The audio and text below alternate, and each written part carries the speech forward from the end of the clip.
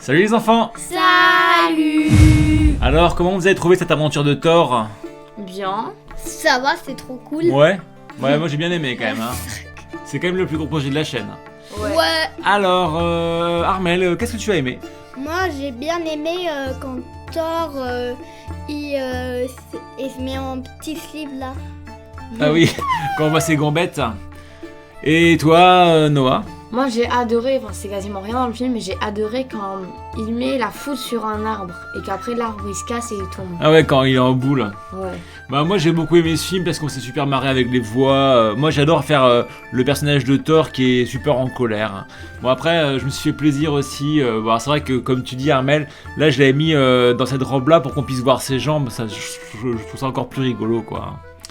Bon, enfin, il faut dire quand même qu'on est assez loin du super-héros de Marvel. Ce conte, en fait, on l'a lu dans le livre Contes et légendes vikings. Il a la particularité, en fait, de ridiculiser les dieux d'Asgard. Ce qui est quand même hyper digressif, en fait. Hein. Cette histoire, elle a le but de nous faire rire. Et vous savez depuis quand elle date? Non. Eh bien, sa légende a été écrite entre le 10e et le 13e siècle. Cette histoire a donc plus de 1000 ans. Mais au fait, est-ce que vous connaissez Thor? Bah oui, c'est un super-héros Marvel. Ouais, un Avenger. Eh bien, pour une fois, ce n'est pas moi qui vais vous en parler, mais c'est Azura, qui a une chaîne de contes et légendes, qui nous a fait découvrir notamment l'histoire du loup-garou de Bretagne, et qui nous avait inspiré la vidéo de Bisclaveret. Azura, à toi. Thor est le dieu du tonnerre dans la mythologie nordique, et est l'une des divinités les plus importantes. Effectivement, dans l'Edda de Snorri, le récit de la mythologie nordique rédigé au XIIIe siècle par le diplomate islandais Snorri, il semblerait que Thor soit né suite au mariage d'Odin avec la Terre. Il était son premier fils. Thor est un dieu guerrier. La force, la valeur, l'agilité et la victoire le symbolisent. Il lance la foudre, apaise ou excite les tempêtes.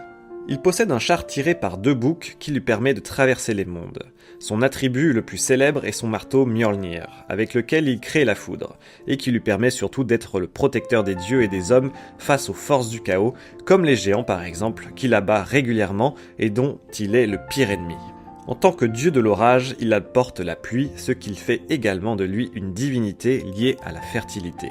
Je vais aujourd'hui vous conter une petite histoire qui est l'un des poèmes de l'Edda poétique. L'Edda poétique d'ailleurs est un ensemble de poèmes écrits en vieux norrois et qui nous permet d'avoir énormément de connaissances sur la mythologie nordique. Si vous voulez retrouver le conte dans son intégralité, cliquez vite sur le i en haut à droite de la vidéo et surtout abonnez-vous à sa chaîne.